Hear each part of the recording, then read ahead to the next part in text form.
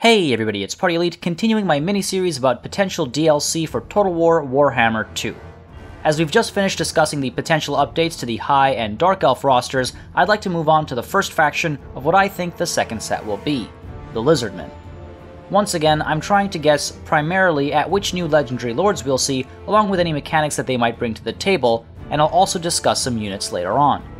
The first new legendary lord I suspect we'll see is Tehenoen, the famed Prophet of Sotek. Though there is a chance we might see him as a legendary hero instead, I've reserved that role for another extremely important character that we'll discuss later in this video, and I hope Tehenoen can lead our all-skink armies. Tehenoen's story is all about how his life got turned upside down. In the temple city of Shaka, born and raised, Tehenoen was but a regular red-crested skink until his city was enveloped by the disease of clan pestilence turned to ruin. The red-crested skinks of Shaka, a more aggressive and warlike breed, were left without a leader, lost outside their home. At this time, a self-proclaimed prophet of Sotek stepped forth and rallied his people under his banner, leading them against the threat of clan pestilence, claiming the sign of Sotek had appeared in the sky as prophecy foretold by the sacred plaque of Shaka, and that the Lizardmen must unite to face this foreign threat. This cult led by the Prophet of Sotek Tehenoen grew quickly, swaying the majority of skinks in Lustria as they were most susceptible to the plague that was spreading. It wasn't long before this militarized cult traveled from city to city, freeing it from siege and disease alike, mercilessly killing the Skaven that would dare defile the homes of the unfortunate Lizardmen, trying to enact a sacrifice of these rats to try and bring a manifestation of Sotek upon the world. Unfortunately, other mage priests felt this ritual was uncouth and would not allow it to be performed at their temple cities. This, naturally, upset the skinks, and they decided to perform the ritual on their own. As the war dragged on and the sacrifices continued at an exponentially increasing rate, Sotek prepared for his manifestation as he heard the invocations from the skinks in Lustria. Sotek was a mighty serpent god, and it was foretold that his arrival would herald the end of the rats as he literally ate them and their rat god. But before he could arrive on the world, his followers must strengthen him with ritual sacrifice, and so he still waited for the opportune moment. Meanwhile, Tehenoen's forces grew ever stronger, culminating in the Battle of Guacmol Crater, a battle that raged on for several days, resulting in a Lizardman victory and, more importantly, a significant number of sacrificial Skaven. These rats were taken deep into the jungle and sacrificed by the hundreds, hour upon hour, calling upon the serpent god. The Amishon River is said to have run red with blood as a mighty snake infestation took control of the Skaven stronghold, driving them to the surface and to the city of Ketsa, where they were surrounded by the united Lizardmen. And then came the Exodus, a war of its own measure, as the Skaven attempted to escape the continent, rushing towards the eastern coast of the continent, fighting zealous Lizardmen army after army. The chase was on, and Tehenoen gave chase too, all the way to the coast where the fighting was long and bloody. Many Skaven were able to escape and head further east, but this didn't stop the fabled Prophet of Sotek. He dove into the water and continued his hunt. A hunt that we'll pick up in-game, I think. I think we're going to see Tehenoen start in the Southlands, continuing his hunt for Skaven before turning back and returning to Lustria to finish them off there as well. He will likely lead his own faction of skinks and beasts, bringing some new units with him too, and he might face severe penalties for using non-skink units or, alternatively, have significant benefits for using only skinks. Think Scarsnake. I suspect he'll bring the lore of beasts, deal poison damage, have a decent amount of damage resistance, and potentially come in on foot, on an ancient stegodon, and maybe an ancient stegodon with an engine of the gods. Quest items would likely include the Blade of the Serpent's Tongue, which would either be what allows him to cause poison damage, or perhaps increases the potency of his poisonous assaults, and the Plaque of Sotek, which will likely be the source of a great deal of damage resistance. Gor-Rok is the other legendary lord I'd like to see added to the game, though I suspect he'll only be added to the existing Lizardmen roster rather than getting his own faction. The Great White Lizard is one of the most renowned Saurus warriors in living memory. Emerging from the spawning pool of Itza, he was immediately earmarked a champion due to his sheer size, albinism, and the fact that he spawned alone. And so, a champion's life he has led, scarred and bloodied, a testament to the number of enemies that have broken against him. Without fear, Gor-Rok, the Great White Lizard, knows no retreat, pushing ever forward in battle, made to slaughter all who would oppose him. His tremendous size protects him, and though he has been wounded many times, it has never stopped him from accomplishing his tasks. With many skink attendants and some of the finest armaments in Lustria, Gor-Rok looks every bit the champion that he is, a sacred symbol that has slaughtered savage orc war bosses atop their wyverns, ogres of the Chaos Wastes, and even greater demons.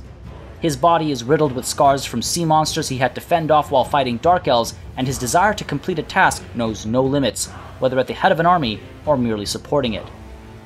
Likely starting in Itza, I imagine Gor-Rok will have an immunity to psychology, will cause fear, and will most likely have frenzy as well. His leadership might be quite high, if not unbreakable, and I'd like to see him give benefits to other Saurus units on the campaign map. His eagerness to fight might translate into a form of rage or rampaging, meaning your general might suddenly become impossible to command if mismanaged, a very interesting potential in my opinion. I imagine, also, that he'll have scaly skin and perhaps some damage resistance to reflect his sheer size and immunity to pain, keeping him fighting for longer, but as a result, he'll likely sacrifice melee defense despite a high melee attack. He might still be armored, though I suspect it won't be too high a stat, considering his damage resistance as well. I'd like to see him do a fair bit of armor-piercing anti-infantry damage on the field. He might come in on foot, and there's a chance he'll have some mount options, at least one in the form of a cold one. Quest items will likely include the Mace of Ulumak, that might increase his melee attack and defense stats, while the Shield of Eons should greatly increase his melee defense and maybe even his armor, while giving him silver shields for missile block.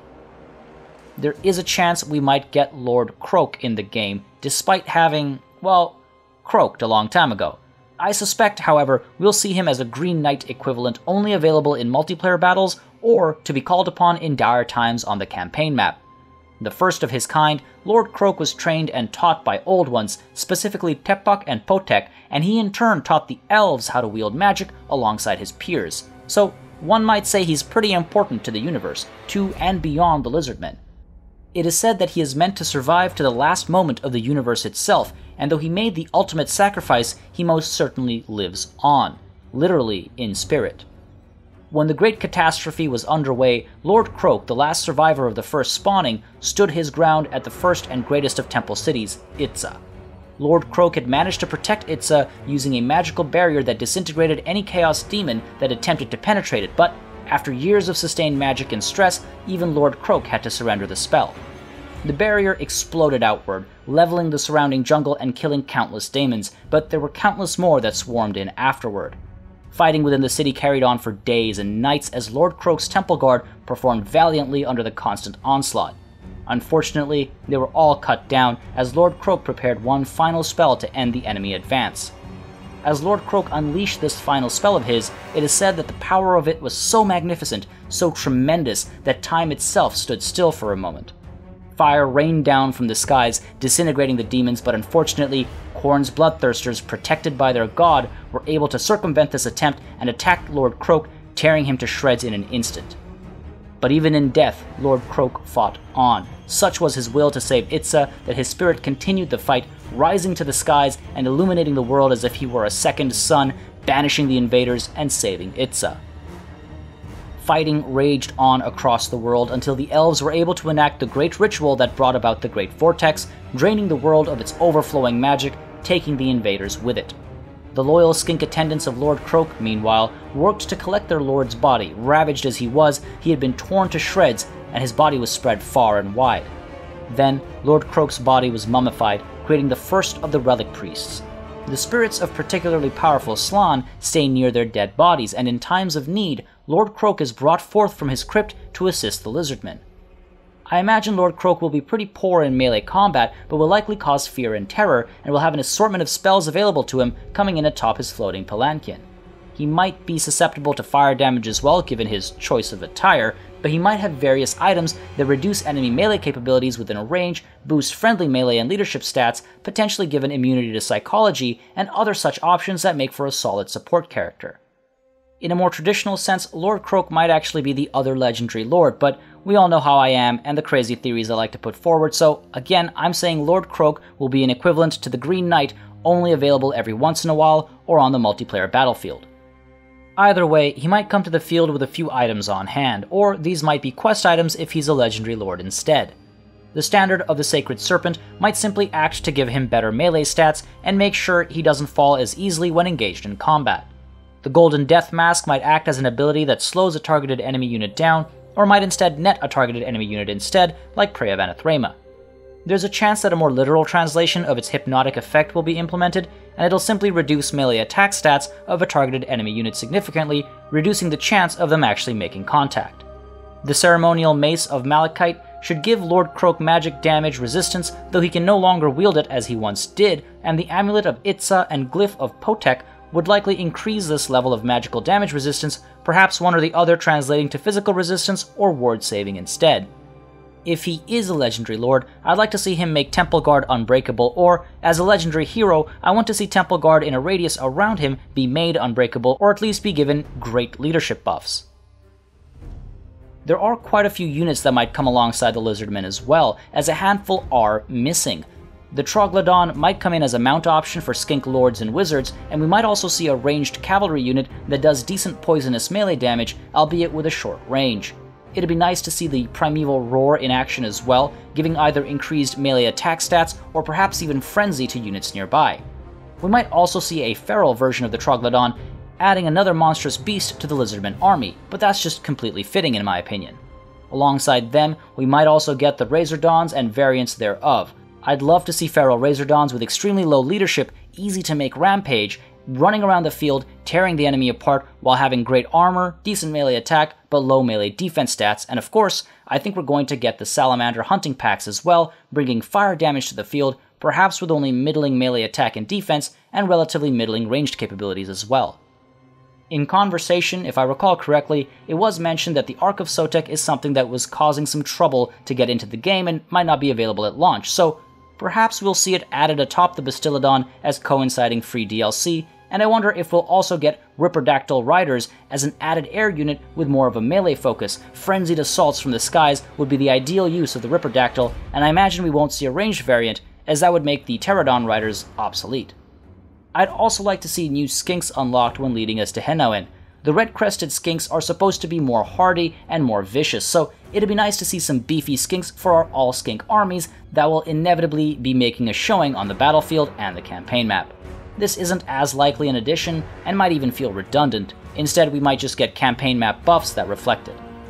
Who do you think we're likely to see with the Lizardmen roster update?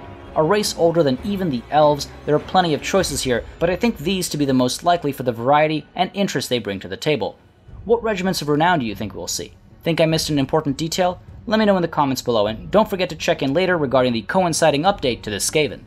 And, as always, I'd like to say thank you for watching, and if you'd like more Total War content, make sure you subscribe to this channel for an endless flow of battles, let's plays, news, and constant speculation.